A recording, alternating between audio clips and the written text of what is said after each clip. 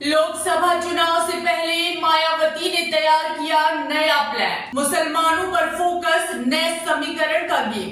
क्या मायावती बिगाड़ेंगी सपा कांग्रेस गठबंधन का खेल? नमस्कार, आप देख रहे हैं द न्यूज वायर। मैं हूं ऋचा कमल।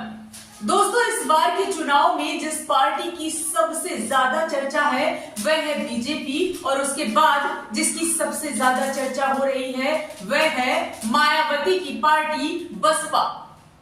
दोस्तों, इस चुनाव में मायावती कौन सी रणनीति अपना रही हैं उस पर बात करेंगे, लेकिन उससे पहले आपको बता दें, करीब 2 साल पहले उत्तर प्रदेश के विधानसभा चुनाव हुए थे। इस चुनाव में आजमगढ़ लोकसभा सीट से तत्कालीन सांसद समाजवादी पार्टी के प्रमुख अखिलेश यादव भी विधानसभा के लिए निर्वाचित हुए थे। अखिलेश ने विधानसभा के लिए निर्वाचन के बाद लोकसभा की सदस्यता से इस्तीफा दे दिया।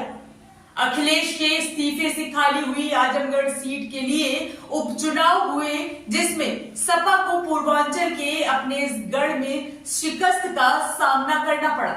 सपा उम्मीदवार धर्मेंद्र यादव को हराकर बीजेपी के दिनेश लाल यादव निरहुआ संसद पहुंच गए। अब आप सोच रहे होंगे कि इस उपचुनाव बीजेपी की जीत, सपा की हार की चर्चा क्यों?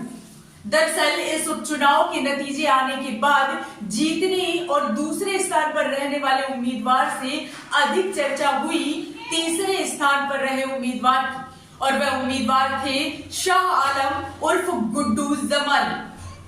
बसपा के टिकट पर चुनाव मैदान में उतरे गुड्डू जमाली तीसरे स्थान पर रहे, लेकिन चुनाव जीतने वाले उम्मीदवार के मुकाबले वोट का अंतर 50,000 से भी कम ही रहा। बीजेपी उम्मीदवार निरहुआ को 3,12,768 वोट मिले थे। सपा के धर्मेंद्र 8,679 वोट के अंतर से चुनाव हार गए थे।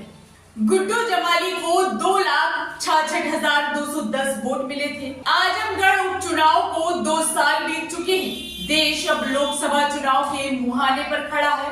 चुनाव अलग है, समय अलग है, राजनीतिक परिस्थितियां भी अलग है, लेकिन एक बात जो समान नजर आ रही है वह है बसपा की रणनीति।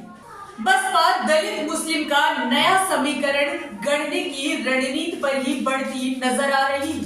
सूत्रों की माने तो बसपा ने पिछले 3 दिन में 5 लोकसभा सीट के लिए उम्मीदवार तय कर दिए। 5 में 4 उम्मीदवार मुस्लिम वर्ग से हैं।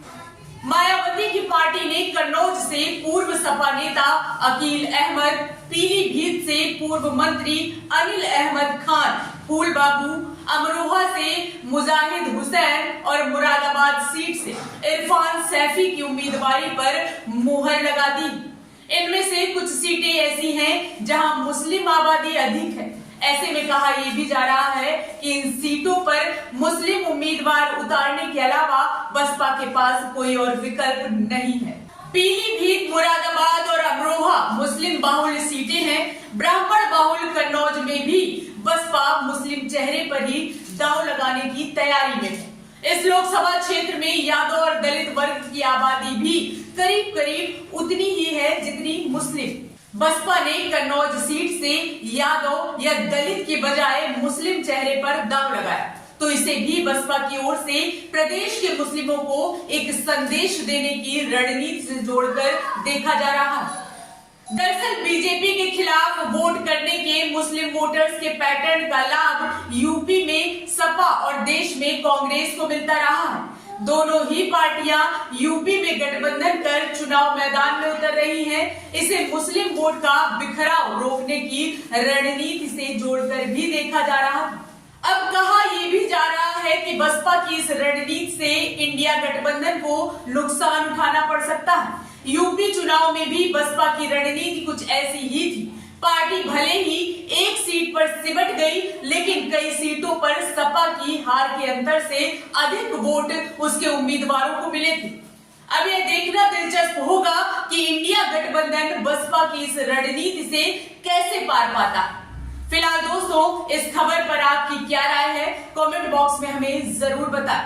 वीडियो को लाइक करें, शेयर करें और चैनल को सब्सक्राइब करना मत भूलिए। नमस्कार।